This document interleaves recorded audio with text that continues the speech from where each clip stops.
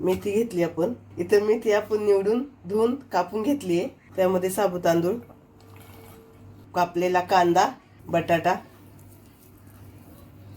मिरची, इथं मी लसूण ठेचून कापून घेतलाय, कोथिंबीर, चवीनुसार मीठ. आता आपण सगळे मिक्स करून घेणार आहेत. आपलं मिक्स करून झाले. त्याचे आपण छोटे छोटे असे बॉल करून घेणार आहे. आपण इथं सगळे बॉल तयार करून घेऊ, किंवा पकोडे म्हणा तुम्ही, छोटे छोटे बनवून घेऊया आणि तळून घेऊया नंतर.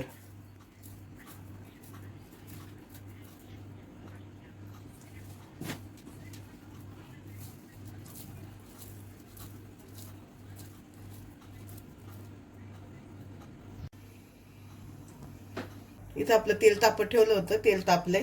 त्यामध्ये आपण हे पकोडे छोटे छोटे सोडूया.